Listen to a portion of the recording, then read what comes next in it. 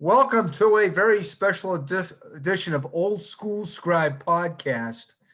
Have the greatest right tackle of his era, the great Willie Anderson, a favorite of Bengals.com. Everyone knows that. Everybody knows Willie's my favorite. So, Will, great to have you on the podcast. Javi, how you doing, man? Hanging in there. Well, it's Steeler week. You know what that's all about. Still a week. Bring. How Marvin used to say, bring two chin straps. I mean, you were talking about. I guess your last game you ever played was against the Steelers, and the AFC Championship game in '08, and you started telling me about how your knee turned purple Turned in purple. In the Yeah, last minutes. it was by far the most violent game I ever played in my life. It was the AFC Championship game. I was with Baltimore facing Pittsburgh. It was cold as hell. I told um, I'm sure you remember my boy Floyd Walker, Right. Pastor Floyd. Yes, So sir. Floyd was going to bring my mom to the Pittsburgh game. So she was going to fly from Mobile, Alabama, to Atlanta to meet Floyd in Pittsburgh with some of my friends. They all had came to the previous week game. We played against in the second round. We played against the Titans, and we beat the Titans in the second round of the playoffs. And now we're in the championship game versus Pittsburgh. I told Floyd, I said, Floyd, whatever you got to do, make sure my mom missed that flight. He said, what? I said, bro, it's going to be too damn cold up here. Yeah. They're telling anybody over the age of 50 years old to stay their ass at home. Don't let her come to the game. Make her miss the flight. I said, man, how am I going to do that? I said, bro, you got to make her miss the flight. But true to my mom, she was like, oh, hell no, I'm coming to the game. Because she said, this might be your last game. Now, how she knew that, like I never told anybody I was going to retire after the game. Yeah. But she said she had a feeling that she needed to go to that game because it could be my last game playing. I said, damn, like, I'm sure glad she didn't tell me doing it before the game. Mothers know, though. Mothers have that intuition. It was a violent game, man. I thought Ryan Clark had killed Willis McGahee on the lick he threw the ball. Like it was a fade route, and Flacco laid him out there, and McGahee went for the pass, and Ryan Clark, before the new rules happened, man, he decapitated him, man. He was on the field laying still. I said, oh yeah, he got to be dead right now. Well, you had some knockdown dragouts with the Bengals too, with the Steelers. I mean, there were some. Oh yeah. There was some fourth quarters where you saw dead relatives. I know that. There was some classics. And it felt good as the later I got in my career, we started to be competitive and started to win some of those games against Pittsburgh, because early on in the 90s, we was okay. In the mid 90s, it was really bad for a while. So it felt real good to be able to go into a place like Pittsburgh which is known, or even when it came to Cincinnati, just to know that against an organization who's known for physical type of play, that your team had a chance to go beat them, play against them and match up well with them or beat them. So that felt good for me being a Bengals toward the end, knowing that we had good enough teams to fight back with those guys to win those games. Now I know you played them, of course, with Baltimore, but if you look behind you there, obviously got some Bengals memorabilia there. There you are. Definitely. No, yeah, I'm definitely 12 years of Bengals hops. Yeah, right. The year in Baltimore was a great year for me. I love being there, but it can't replace 12 years of me being in Cincinnati with those fans and my homeboys, my friends, and teammates. So. Well, we all know what you meant to the franchise, a linchpin of what Marvin built when he came in from Baltimore in '03. And it's funny, Willie, I've been thinking about it, but this team is going against an 8-0 Pittsburgh team, and it's like 1 day shy of when you guys played the 9-0 Chiefs in Marvin's first season in '03. And that was quite a moment for I think for what you guys were trying to do. Yeah, because I think we were like 4-5 at the time. 4-5, that's right. And then when you beat them, you went to 5-5, and you were first place in the division. I mean, that meant so much to us because it was the first time in my career. I had been there 8 years at the time in Cincinnati at the time. It was the first time in my career that, at the halfway point, we having a national game like that where it kind of meant something, and people came to see us play. And after we won that game, our rep went up throughout the league. And because face it, them guys were unstoppable that year. They were scoring 30, 40 points a game, and they had a good defense, and we came in and did our thing as a team and beat them. So that was the first game in my career. It was 8 years that I played a meaningful game like that meant something on a national stage. Man, it felt like being in football heaven, man. No lie, it did. The crowd was great too. The crowd knew exactly the moment, and it was great. I remember you in front of your locker, and you had the shovel. You actually had a real physical shovel, because that was thing. Now, what did you went and grabbed that from a maintenance guy, right? So Marvin told so here's one good thing. Here's one of the good things Marvin was real good at. Marvin can motivate teams, man. He can motivate you, and Marvin told a story of his dad working in the coal mines in Pittsburgh, and how his summer job was that had a shovel in his hand. His summer job was working with his dad in the coal mines in Pittsburgh. So he said every day he would say the job was so damn hard and demanding, he would always watch the clock. And you got a hard job watching the clock. You never can get any work done because 30 minutes seemed like 30 hours. And he said he knew then, he said, you know what? I'm gonna just put my head down, I'm gonna just dig all damn day. And then when I look up, I'm gonna see what time it is. So he told us, look, we just gonna dig and shovel, we're gonna shovel dirt all damn day. He said, let me worry about the scoreboard. He said, I'll tell you what time it is. I'm gonna tell you what the score is. Just keep shoveling and shoveling and shoveling. So that became our mantra. I found a shovel with the grounds crew, and I did it for a couple of weeks. And then guys started loving the shovel. What a damn shovel! That guys started thinking the shovel was a magical shovel.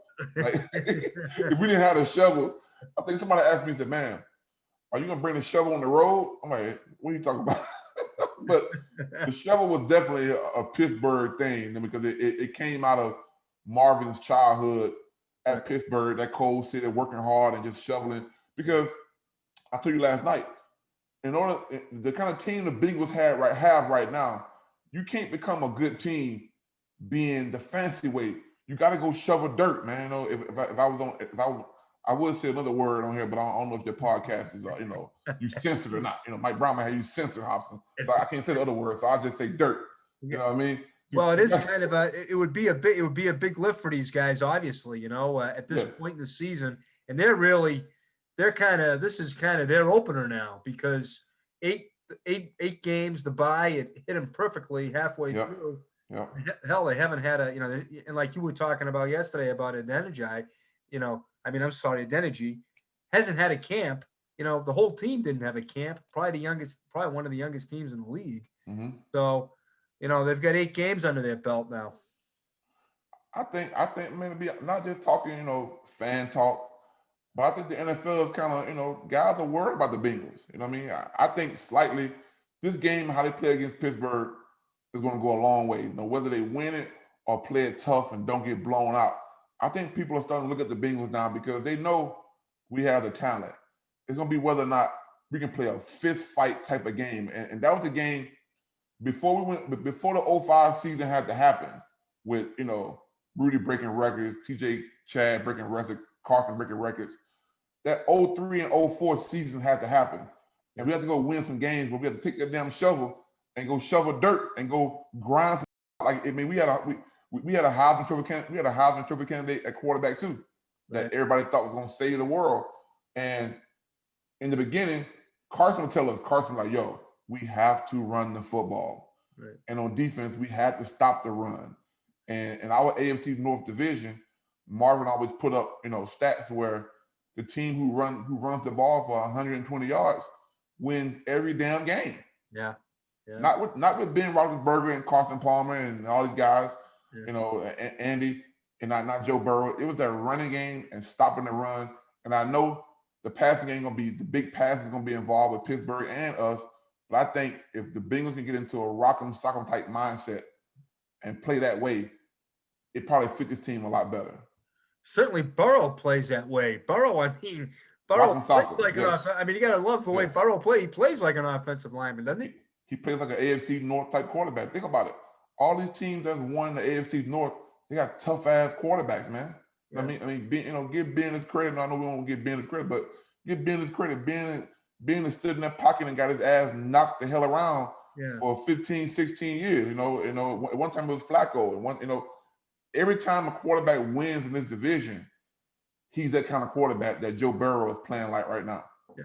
I mean, Andy was a scrappy guy. I mean, Andy was a scrappy guy. He won 2 divisions. One division. Go back to Trent Dilfer. He wasn't putting the yards up, but he was a scrappy type of guy, hard nosed type of guy. And even Carson was. Carson became that. Carson became that tough minded, grind out AFC North type quarterback. Yeah, you're right about that. It's funny they talk about the Battle of Ohio, the battle, Cleveland and Cincinnati. Now it's almost the Battle of Ohio's Roethlisberger and Burrow. They're both Ohio-bred quarterbacks. So, and like you say, Joe. I know he made one play. I can't remember. I guess it was Tennessee, and he's diving. He's diving with his. It was against Cleveland, and he converted a 3rd and 12 off a draw. And he's diving with his head. And like Zach Taylor said, he scares the heck out of me. He may be the perfect example of no, yes, one of those guys. We gotta the Bengals, teams like the Bengals, Buffalo Bills, Pittsburgh, Green Bay, those cities where those towns, those hard-nosed type towns, they want their stars like that. I mean, go and think about it. Jim Kelly was the man because he played the game like a linebacker. You know what I mean? And every quarterback who's played in those 3 or 4 cities that I just named has been successful. He's been a hard-nosed type of guy that even the defense love to see him play. Like when your quarterback can inspire you with non-quarterback type throwing plays, then you got a guy that's special. That the defense gonna be on the sideline, standing up, cheering for him, pumping him up, ready to run on the side. Guys know when the QB is the guy, when the defensive guy is on the sideline ready to fight the opposing defense for touching him or hitting him wrong. And I see Joe Burrow being that kind of guy with the defensive guys of the Bengals ready to go to war for him and his O-line too. So you can kind of tell he's the kind of guy. Well, you get a special spot in Bengals history. I think you and Richie Graham, I think, are the only 2 guys that played with both Carson and Boomer. Boomer, another type of guy. Boomer's he's the classic example. Classic guy, a guy that you don't want to be the one that get him hit because he praises your offensive line so much. In terms of Boomer and Carson, they both did so much for us, like physically giving us stuff. Yeah, you know what I mean. And we're guys, we're millionaires too. But these guys, to get a gift from Boomer's side, Boomer come in after the Cowboy game in '97, my second year. And I come in late on a Monday and somebody say, "Hey man, Boom want to see you." I'm like, "For what?" Like, it's Monday. I'm tired, grumpy. So we beat Dallas. I'm still grumpy. He said, "Boom said want to see you." I said, "Boom, what's up?" He said, "Oh," he hands me an envelope, $1,500. And he paid the whole starting line $1,500, and I gave $750 to my backup. You know what I mean? So those type of guys, man, you don't want to see them get touched. And Boomer told me years later, he told Sandy Schick, he said, "Shandy, make sure Willie holds Carson to the standard of QBs taking care of their guys." Yeah. And Carson did that. And you can tell by Joe, because all we want as linemen is for you to mention our names and mention us as a group. Yeah. And Joe Burrow does that. And for me, the shots he's taking, the way he handled himself, there's no throwing the ball down after a sack. There's no fussing the guy. He gets back up like he's made of steel. Yeah. You know what I mean? And he gets up and the whole crowd like, "Oh, he's definitely hurt right now." But he pops right back up. Yeah. And as a lineman, that stuff brings tears to your eyes, and you starting to want to play for the guy to make sure you're not being the guy that gets him hit. Yeah, he certainly seems to be that type of guy. I don't know. He's the luckiest quarterback in Bengals history because he hasn't had to talk to me that much because of COVID.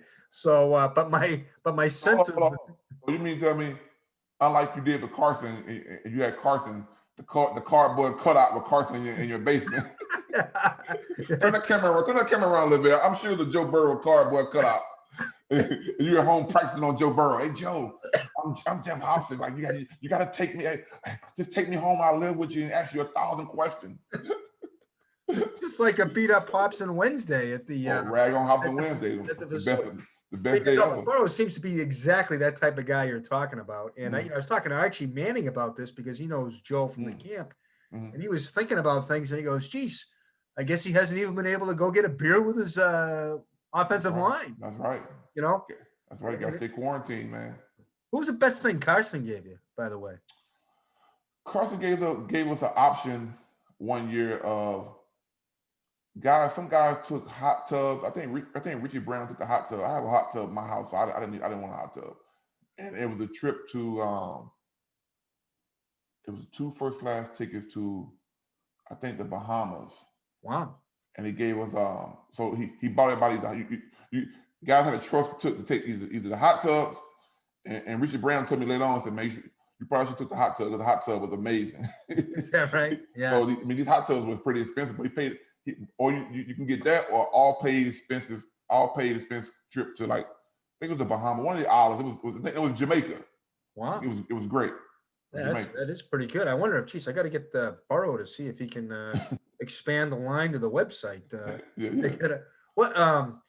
Willie, what about that? We've talked about this before.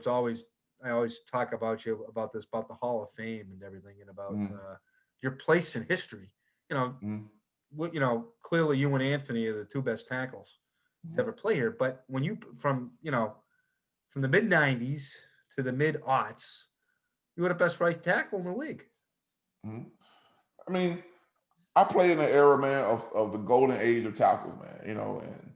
And I've kind of come to the conclusion that the Hall of Fame is probably going to not be in my future, and I'm good with that. I mean, here at my academy, I claim to be trying to make the next Willie Anderson, to make guys better than me as offensive linemen, that one day I'll be able to see some of my high school kids, maybe. My kids are definitely going to college, but definitely, maybe see 1 or 2 make it to the NFL to have a chance at that. But with me, I played in the golden age of tackles. I know in my heart, and I know other defenders, I put it on Twitter every year for anybody that I played against to come debate me and to say that when you played against me, that I didn't shut you down in the run game. I played a physical game in the run game, and in pass protection, I shut guys down. And I put it on Twitter. I put my videos up on Twitter where I played in, and I show it, in teaching. But at the same time, too, I think, in the day and the age of the internet, I caught Pro Football Focus at the end of my career, but still was able to put up some of the all-time great numbers with them for 2 seasons, at 06 and my last season, 08. But, it is what it is, man. Those guys who voters, I know, we appreciate you and the work you do for us guys. But it's a lot of guys, that not getting the credit, Hall of Fame credit, that, but in my mind, do I think so? Yes, I do. I think I played just up there with Jonathan Ogden, Willie Rofe, and all those guys play on the same level. And my film don't lie with it. See, you're a smart guy. I know you're a smart guy because you were talking about this stuff when it was happening, and a lot of people, when they're in the midst of it, they can't see the big picture. And you were able to see the big picture, probably because you played it every Sunday. But you saw the evolution of how it was the right tackle was now getting athletic guys, just the same kind of guys that were over the left tackle in the 80s and 90s. There was athleticism all over the board now. And you're right. And I was one of the guys trying to beat that into the media head. Right. Yeah, hey, man, look, like we're talking about, like, if we go look at the sack numbers, right? I'm facing top guys every damn week because the league changed. Right. But the media was still writing the narrative of a story written from the 80s when there was only Lawrence Taylor over there and maybe a Reggie White over the right tackle. Still do. We're still immersed with the blind side. They are, and it's ridiculous. Maybe I'm not at fault. I had, poor Dinergy. I'm saying, well, he protected Burrow's blind side, but poor Fred Johnson was over there on the right side. He was playing somebody just as athletic. Come on, man. It's the day, even the days NFL now, guards are looked at more valuable than they were back in the days, because now you can get a 3 technique to go put pressure in the quarterback's face. I mean, and that pressure in the quarterback's face in today's NFL is probably high, because think about it. Watch the games. How many times have you seen Joe Burrow escape a defensive end with a shoulder shove he can escape it, but in his face, he get destroyed. So I can go as far as saying guards in today's NFL are just as important, because back when we played, the guards were big, stuffy run stopper that just beat your ass in the run game. Yeah. For every Warren Sapp and John Randall, there weren't that many guys like that. They were all defensive ends out there with us. But now, because the quarterback, I told you before, when we gave Carson $100 million, like in 04, 05, we knew as an O-line then the narrative had changed. Like, yeah, we got to get Rudy 100 yards, but your ass better protect the quarterback. Yeah. And you know what I mean? And the league changed then. I mean, you're going to look at the running game now. The running game now, most teams is a cloud of dust. Guys is running the ball, and nobody's moving anybody. But on passing down, that's the money down, because that quarterback is so damn important. So, yeah. Well, tell the folks what you're doing down at your academy. I mean, it's interesting because you work with young kids. I mean, you're not working with pro prospects. You're working with kids. Work with all of them. I have more high schoolers than I have pro guys, because I chose to. I could have easily went and made a bigger name for myself and probably made more money going after pro guys first. Because when you have in the days media world, when you have a room full of NFL linemen you're training, that's a bigger story than a room full of high school kids. Yeah. But to me, because I played in the NFL, to me it meant more to me, being who I am, to go give that knowledge to high school linemen. So if you ask me, the biggest story for me would be a guy who's working with high school linemen and helping guys perform to become a Paris Johnson, who was #1 lineman in the country last year out of Princeton, Ohio, Cincinnati last year. Paul Tachio, freshman at Clemson right now, I met Paul in the 8th grade. I mean, so to me, the bigger story for me, and means bigger stuff to me than my academy, to work with kids, to transfer those kids into better players. All my kids are not Division I football players. Some are just really good high school players or want to be better high school players. Some would never play college ball a day in their life. But my goal was to start something that I can benefit the position of offensive lineman at. So we call it the Willie Anderson Lineman Academy. We train pros. I do train pro guys, a lot of college kids, a lot of high school kids. But you guys can find me at Willie Anderson Lineman Academy.net. And on my Twitter and Instagram page, I put a lot of my training videos on that, just to kind of give out free information. At Big Willie 7179 is my Twitter account and Instagram account. But I wanted to be a guy that kind of give out a lot of info to the lower levels of football, because everybody gives out info for the higher level. But I want to be a guy that get known as a guy who can give out information for the high school linemen to make those guys better, and to start to develop those guys at a higher rate so they can transfer into good college linemen and eventually good, maybe God willing, good pro linemen. Well, you've been very generous with your time. A guy like Bobby Hart, right? You guys have talked. But Bobby and I, we talked briefly. Actually, we talked in a parking lot in Cincinnati one time. You know what I mean? And COVID kind of made us not be able to get together this off season. But I'm always defending Bobby because when a guy reaches out to me for information, that shows me he wants to get better. And I think sometimes people may get mad at Bobby from things he may say on Twitter, but when people are constantly on you like that, you guys are going to react. You know what I mean? And I think Bobby. You watch Bobby over the last couple of weeks. He's playing better. He's playing hard. I see Bobby, roughing guys up in the running game. I see him finishing guys on the pass block. Yeah, early in the season was bad. Yeah, but he changed it around.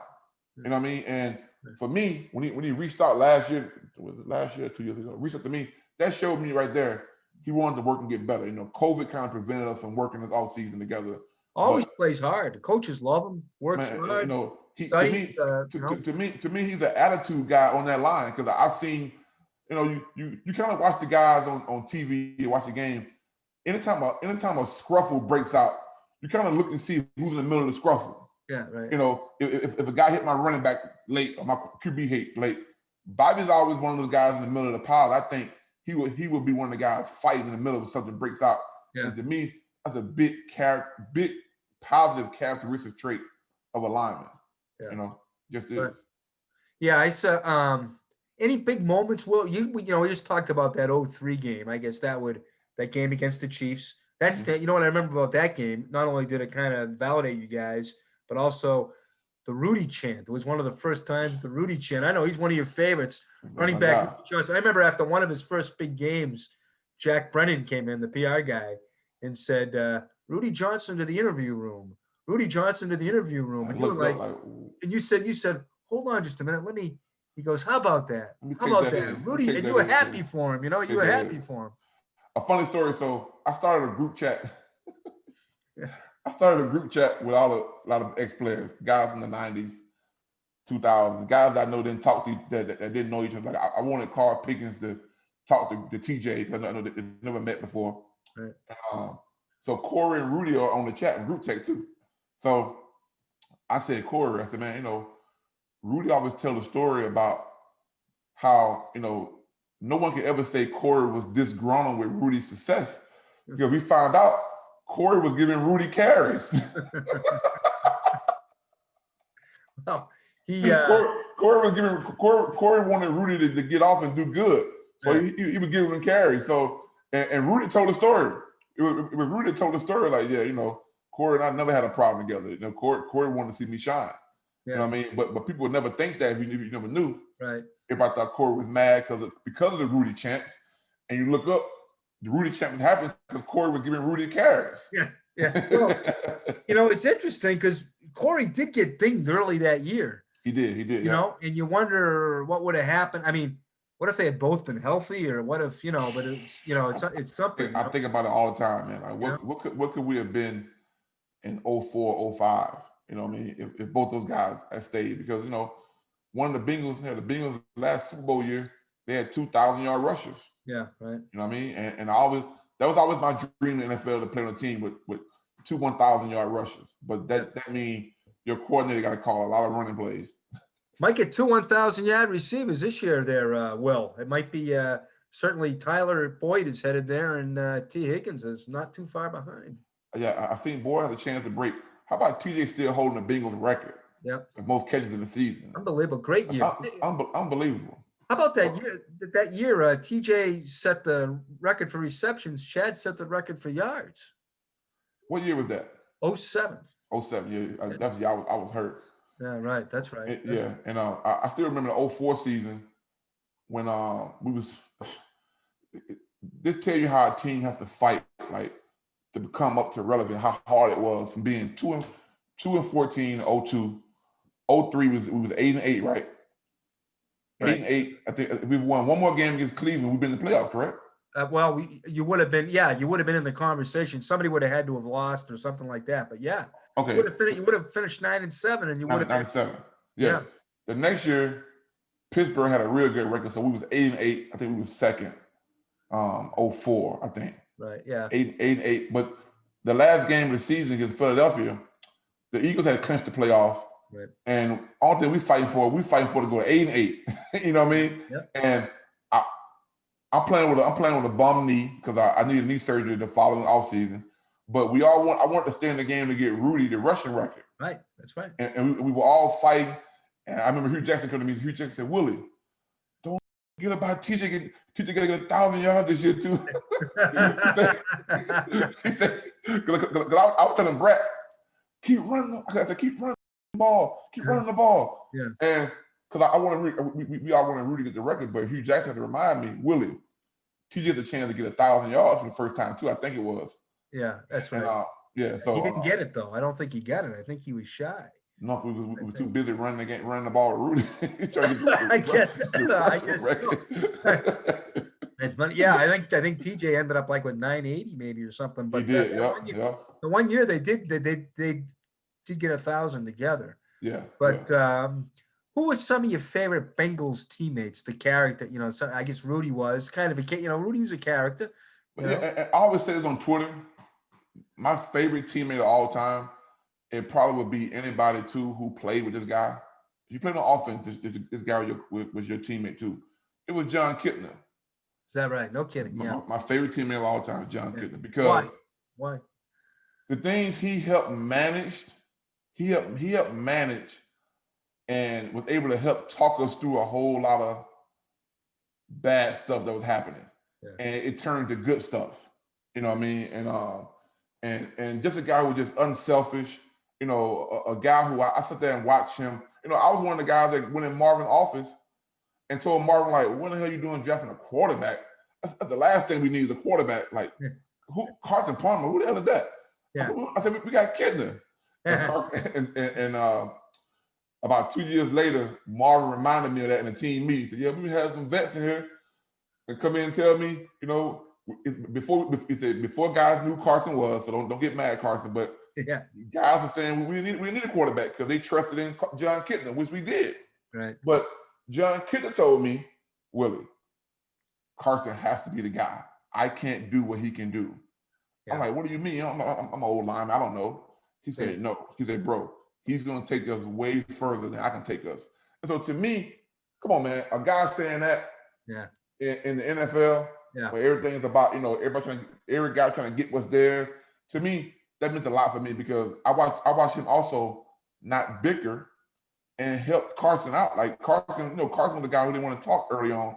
And Kidner was the guy that go to the coaches and tell coaches, here's what Carson wants to do. Yeah. Here's what he likes. And to me, the stuff he did before Carson got there and the stuff he did when Carson was there, to me, was so instrumental in us getting to, because like I say, Kidner won that Kansas City Chiefs game. You know what I mean? Right. It was Kidner won that Baltimore game that same year. Right. You know what I mean? So folks kind of forget about that, you know, the things he did to help elevate us into Carson Palmer. You know, yeah. The people forget that Baltimore game was. I think you guys were 1-4. Yeah, and things were kind of what's going on here? And then, and then I remember there was like a 17-play drive at the end of the half, tip ball. Brian Simmons had a pick, I think, in the end zone, and guys came back, and for some reason, I think your guy, big play Schobel might have had a big catch. Schobel did because I have the thanks to Travis Bremer. I have my games on film, so Travis Bremer, the great video director of the Cincinnati Bengals. Yeah, so I have all my games. So I seen that game. So it was Schobel. Yeah, it was. I tell you what it was. Ed Reed blitzed off the. I have him play on my phone. Ed Reed blitzed off the slot, and I picked him up, and it left Schobel down the middle for a straight seam, and he bounced up a couple guys. That was a big win for us, man. That was huge. Dude, that was huge. Chad caught the tip ball. Yes, right. Ed Reed about to pick it off. He tipped it. Chad caught it. Yeah, that was a huge win for us, man. So you were blocking on Ed Reed, huh? You were blocking on Ed Reed, huh? Two Hall of Famers battling there. I was so Ed, man. Ed was playing with Ed Reed that year, man. Was one of, like to be on the sideline with that guy. Yeah, and to be okay. Here's a quick Baltimore story. I got to tell you since you brought it up. I know Bengal fans hate to hear me talk about Baltimore. On Twitter, Bengal fans be on my ass like, Willie, forget about Baltimore. You forget about that. I said, I can't forget about it. Ed Reed, we playing against Philly. Philly benches Donovan McNabb. I think at halftime. Ed Reed picks up the backup quarterback. He picks him off and running, zigzagging down. And in Baltimore, they practice throwing the ball backwards. Like in practice, they would do it in practice. Like the last thing you want to do is get tackled with the ball. So they would throw it backwards to guys. They practice the lateral play. Yeah. Ed Reed falling down backwards. Just throws the ball in midair. When he picked the ball off, the offensive line, we all halfway on the field. Because we see he's going to get tackled. Right. He throws the ball up in the air like a jump ball. Yeah. Philly recovers the ball. Harbaugh turns purple in the face. He's going to blow a gasket. And I see Ray Lewis. Ray Lewis is hauled ass into the sideline, running to Harbaugh like, please don't say nothing to him. I got him. Harbaugh ready to fight him. Ray like, I got him. Ed don't see this now, but Ray ran to the sideline before Ed gets to the sideline before Harbaugh can say anything to him. Because Rex wasn't saying a damn thing to him. Right. Harbaugh about to go off. Ray said, I got him. Man, 4 freaking plays later, he picks it off again and runs 101 yards for a touchdown. is unbelievable, man. He was unbelievable. So It's kind of funny how football is handed down. The Bengals have a guy at middle backer, Josh Bynes. He swears by Ed Reed and Ray Lewis. Those guys took him under Reed, I think, more than Lewis, because Bynes is a Florida kid, and I think he, he Reed became his mentor, Ray became his mentor, and then these guys kind of pass on the game, like you did to Levi and to Whitworth. We need Bates to go hang out with Ed Reed. Because Bates don't know way to be an all pro. Yeah, you like Bates. I love Bates. I called the first game of the season, man. Who's this guy number 30? Our fans kept telling me who he was. But that's something that guys gotta do, man. Like you say, Whitworth is still playing at a high level from things that we taught him back in 06. Yeah. You know what I mean? And I know that for a fact because I still talk to Whit all the time. And the things he did, the things it was funny. Whitworth was a typical young guy coming in the league. I was an old guy, and I was always telling him, man, hey, stay at the practice, man, and take care of your body. Da, da, da. Typical young guy. He was like, oh hell no. Same with Levi. Yeah. But as they got older, it started to see. Yeah. And I told Levi Jones I said, Levi, look, man. I said, your hands are gonna be so valuable to you as a lineman. You got to tape your hands up now. When he saw my hands were taped. I had a cast on my hand, tape, like I'm a damn boxer going to go to war. And Levi Jones said, man, that's that old guy stuff. I'm not doing that. Second year in the league, his fingers jacked up. He said, man, I should have paid attention to what you said. And, it's good to see Whitworth now taking guys under his wing. He's the elder statesman of the NFL, and guys turn to him now for advice, and I love to see it because he keeps me involved, and I'm happy I played a big part in his career and life, and having him watch somebody like myself, and I watch other guys, and he's another guy that should be in Hall of Fame considerations. A top guy playing at a high level and just playing in an underrated market. Pretty good Bengals draft class. Jonathan Joseph, Andrew Whitworth, they're still playing, and and right up until I think last year, Peko and Frosty Brucker were playing, and I think a few years before that, Ahmad Brooks. Wow. You had five guys in a class that played like 10 years. Wow. And two guys. And T. Higgins almost drove Jonathan Joseph into retirement. He got cut after T got through with him, and then Arizona picked up J-Joe. So he's still. That's right. Yeah, that's right. He's still in the league. T. Higgins is. He's something, isn't he? He's something else. It's amazing to see that kid doing that. But TJ, to his credit, he called it. Yes, he did. He called it. Yeah. He told everybody, hey, this kid is going to be the real deal. Yeah. And a lot of teams missed out on him in the second round. He probably been a mid first round draft pick. You know what I mean? And he's playing like it. The big guy. The big guy stepped up here. You stepped up for us. Really appreciate it, Willie. Great talking to you. Make sure you send my damn cash out, my Venmo. You're the best, Willie. Thank you. All right, man.